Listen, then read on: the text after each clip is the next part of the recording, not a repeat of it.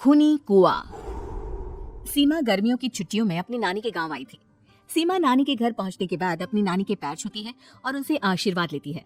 तभी उसकी नानी उससे कहती है, इतनी बड़ी हो गई मेरी सीमा, चल जल्दी से हाथ मुंह धो ले, मैं तेरे लिए खाना लगा देती हूँ।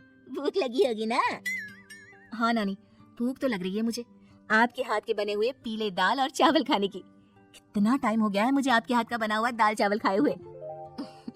तू तो नौकरी में व्यस्त थी, तो तुझे कहाँ से टाइम मिलेगा अपनी नानी के लिए? और जब इतने टाइम बाद आई है तो ज्यादा टाइम के लिए रुक कर जाएगी तू। हाँ नानी, इस बार पूरे 2 महीने के लिए आई हूँ।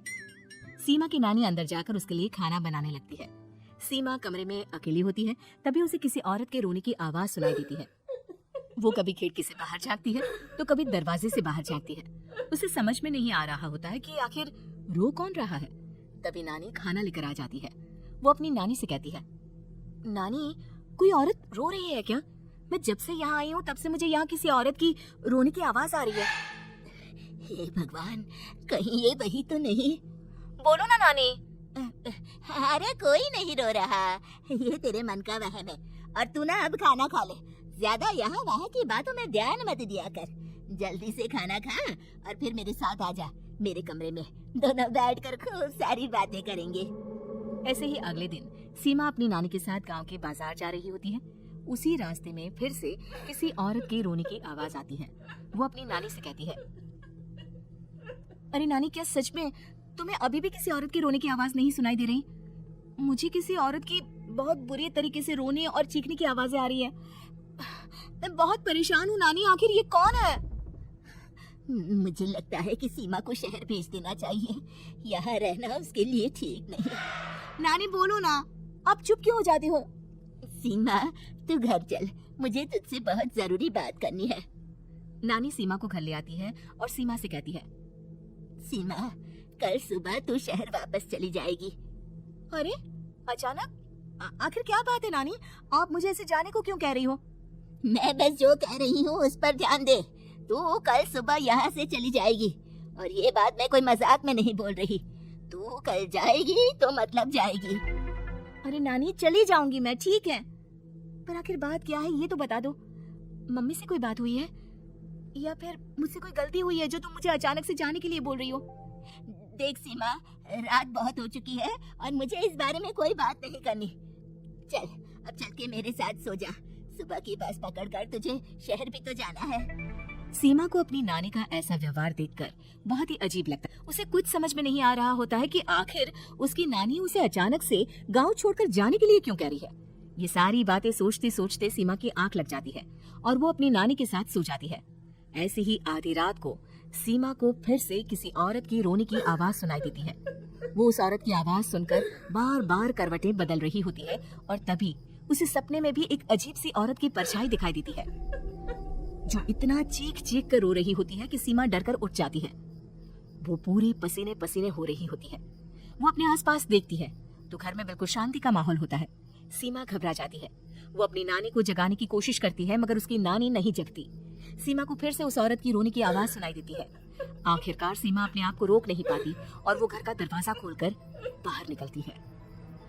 आखिर ये माजरा क्या है, आज तो मैं पता करके रहूंगी। अब आवाज का पीछा करती हुई सीमा आधी रात को गांव की चौपाल के पास बने कुएं के पास पहुंच जाती है, जहां कुएं के चारों ओर बेड़ियां लगी होती हैं। उन बेड़ियों में लगे हुए ताले के साथ एक लाल रंग का कपड़ा और माता रानी का कलावा बंधा होता है। उस कुएं में से सीमा को किसी के रोने की आवाज आती है। सीमा परेशान हो जाती है। इस कुएं में कौन है? कौन है यहाँ? सुनो, कौन है? कौन रो रहा है? वो चिल्ला चिल्ला कर पूछती है और साथ ही लोगों को जगाने की कोशिश करती है, मगर किसी को भी उसकी आवाज सुनाई नहीं देती। अब सीमा खुद उस कुएं के पास की बेड़ियों और तालों को खोलने की कोशिश करती है और किसी तरह कुछ देर की मशक्कत के बाद सीमा उसको खोल भी देती है। और जैसे ही वो कुआं खोलकर उसके अंदर झांकती है, सीमा उस कुएं में गिर जाती है।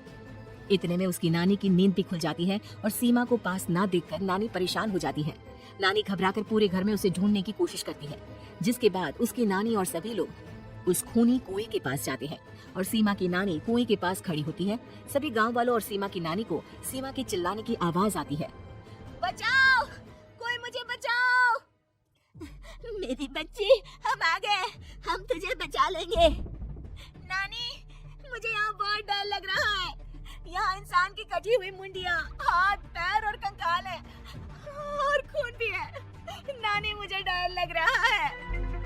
आप सब मेरी मदद कीजिए, नहीं तो ये खूनी कुआं मेरी बच्ची को भी खा जाएगा।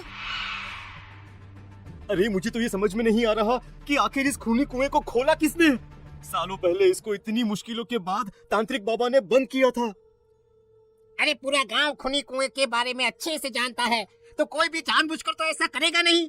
मतलब किसी ने अनजाने में इसे खोल दिया है भैया। सीमा को इस बारे में मालूम नहीं था, और जब से वो यहाँ आई थी तभी से उसे किसी औरत के रोने की आवाजें भी सुनाई दे रही थी। कहीं सीमा ने ही तो उसे नहीं खोला। अगर ऐसा है तो फिर सीमा का बचना बहुत मुश्किल है। वहीं कुएं के अंदर सीमा रोते हुए बैठी होती है कि उसे आवाज सुनाई देती है जो कुएं के बाहर खड़े गांव वालों में से किसी को सुनाई नहीं देता। आज सालों के बाद मुझे ताजा खून मिलेगा। तेरा खून पीकर आज मैं अपनी प्यास बुझाऊंगा।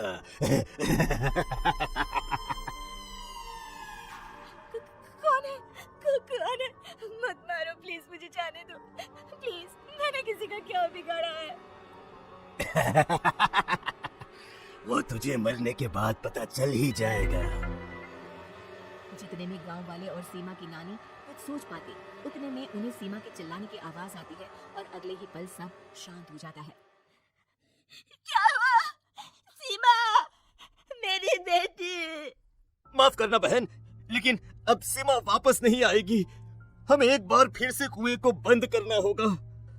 गांव वाले तभी तांत्रिक को बुला कर लाते हैं।